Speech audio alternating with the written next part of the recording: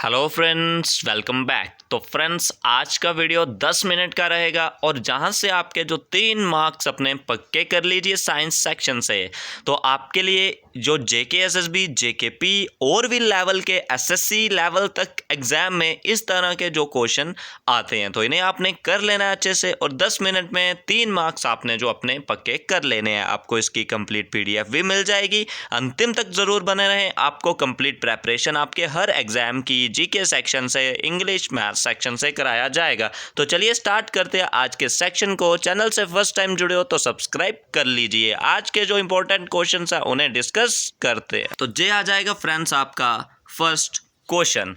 About 80% of the body weight in most organism is, यानी कि जो 80% बॉडी का वेट होता है ऑर्गेनिज्म का, वो मेनली किससे होता है? प्रोटीन से, फैट से, मिनरल से या वाटर से।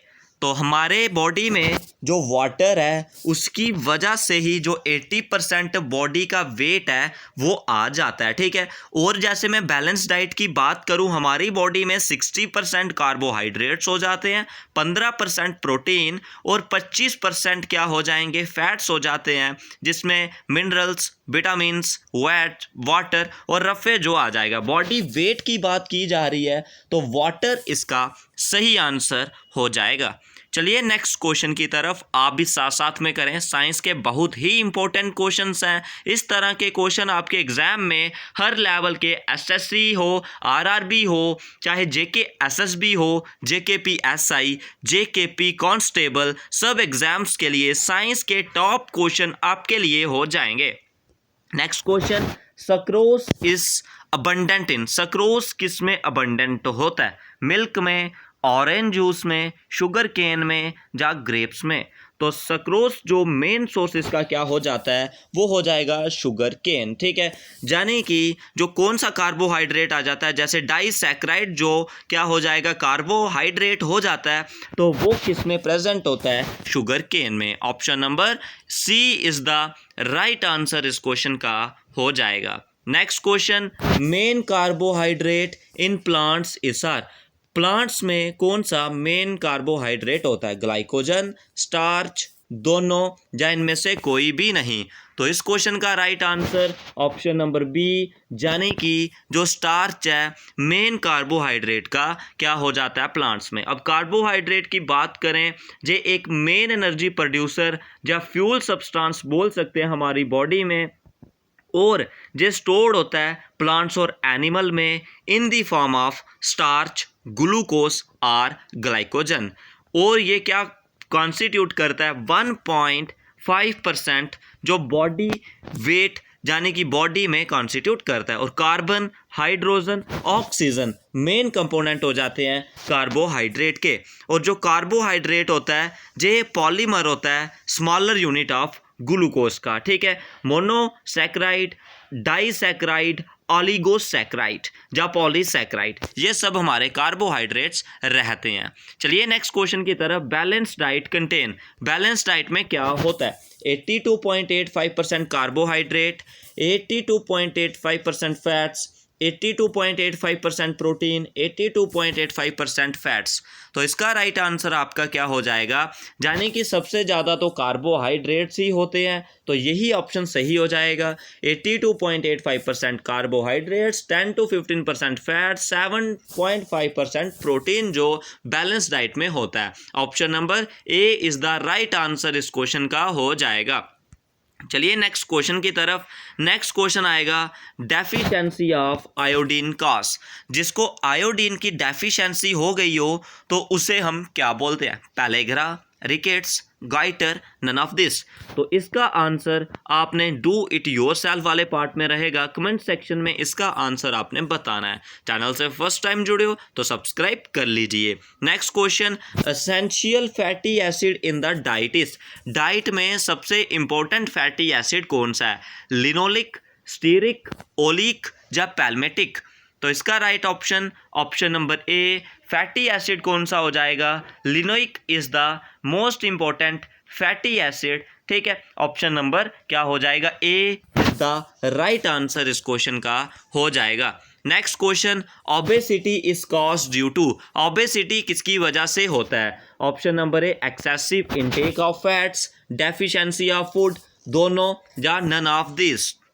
तो option number A excessive take off fats की वजह से बॉडी में ओबेसिटी जो हो जाता है। Next question, the essential mineral for the synthesis of protein, protein की सिंथेसिस के लिए मैं बात करूं, जो प्रोटीन है, जो वर्ड प्रोटीन किसने काइन किया हुआ है? मल्डर ने। किसने काइन किया हुआ है? मल्डर ने। किसने काइन किया हुआ है? मल्डर ने इन 1838, ठीक है। और प्रोटीन किस किस से बना होता है? कार्बन से, हाइड्रोजन से, ऑक्सीजन से, और नाइट्रोजन से, और सल्फर से। CHONS से बना होता है। CHONS से जो प्रोटीन है वो बना होता है। और जो प्रोटीन है वो हमारी बॉडी की फॉर्मेशन में चाहिए होता है। और प्रोटीन किसका पॉलीमर होता है? अमाइनो एसिड का, ठीक है। और जो प्रोटीन है ये क्या करता है? हमारी बॉडी में सिंथेसाइज जो प्रोसेस अगर आपने बताना है क्या सही आंसर हो जाएगा प्रोटीन का। प्रोटीन जो काइन किया हुआ है मोल्डर ने 1838 में, तो इसका मैंने आपको बताया कार्बन, हाइड्रोजन, ऑक्सीजन और नाइट्रोजन और सल्फर याद रखना है। और प्रोटीन जो किसका पॉलीमर है? अमाइनो एसिड का।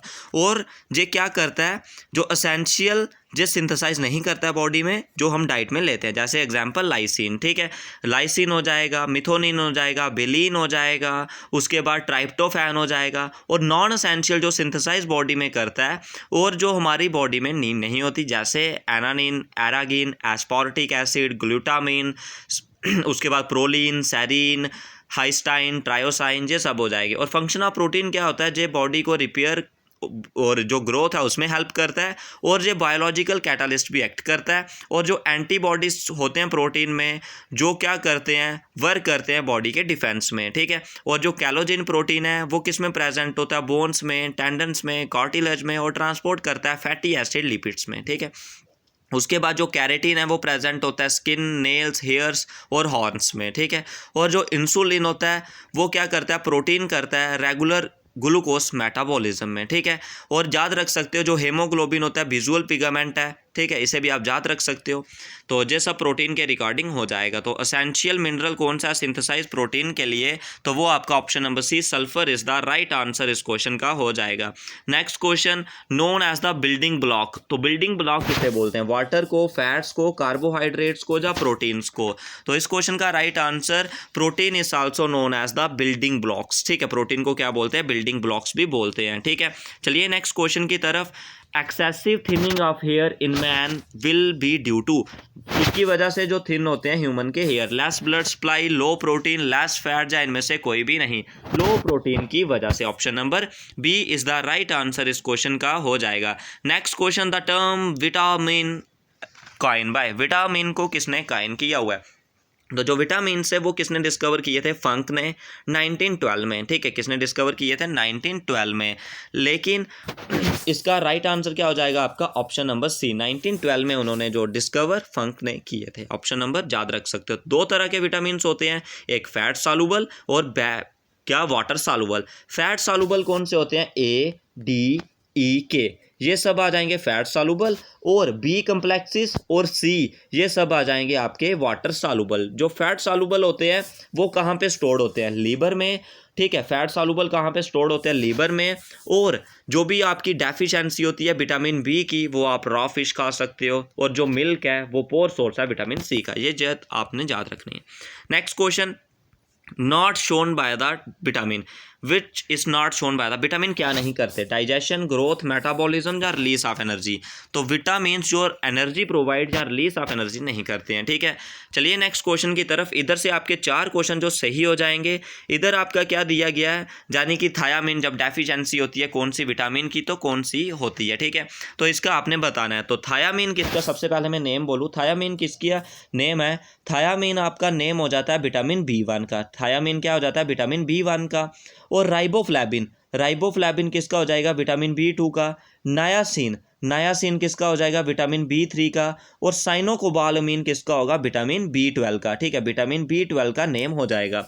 जब विटामिन B1 की डेफिशिएंसी हो, विटामिन B1 की डेफिशिएंसी से क्या होता है? बैरी बैरी, तो इसका आ जाएगा ए, ठीक है। और विटामिन B2 की डेफिशिएंसी से क्या होता है? चिलोसिस, तो इसका क्या हो जाएगा? बी, ठीक है।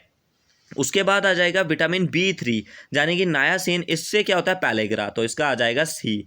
और लास्ट आया साइनोकोबाल एमीन, इसकी वजह से क्या होता है पर्निशियस एनीमिया, तो ऑप्शन नंबर डी। यानी कि ABCD इसका किस हिसाब से आएगा, ABCD की अगर आप बात करें तो ABCD आपका कैसे होगा, जैसे आपको पता चल गया थायामाइन, तो थायामाइन मैंने बताया था बेरी होता है, और रायोफ्लेविन की वजह से क्या होता है चिलोसिस होता है, ठीक है, नायासिन की वजह से पैलेग्रा, और साइनोकोबालामिन की वजह से पर्निशियस अनीमिया, यानी कि डी का 4 देखिए, तो डी का 4 कौन सा है 2314, option number B is the right answer इस क्वेश्चन का हो जाएगा। चलिए नेक्स्ट क्वेश्चन की तरफ। Water soluble vitamin, water soluble vitamin कौन से हो जाते हैं, वाटर सॉल्युबल विटामिन आपको पता है हमने जैसे A D E और K, A D E K कौन से आपके फैट सॉल्युबल, और विटामिन बी और सी, विटामिन बी और सी कौन से हो जाते हैं water soluble, option number C is the right answer, fat soluble ADEK, ठीक है। उसके बाद आपने बताना है जीरोप्थैल्मिया कौन सी डेफिशिएंसी की वजह से होता है, DACK।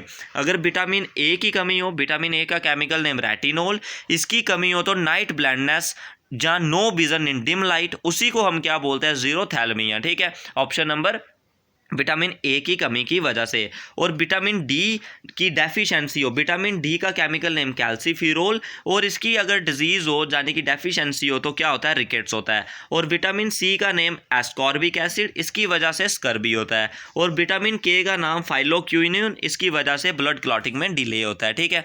Next question, scurvy is due to, scurvy किसकी वजह से होता है, DCBK, तो scurvy is caused due to the deficiency of vitamin C, ठीक है। विटामिन सी का कॉमन सोर्स है सिट्रस फ्रूट, ठीक है।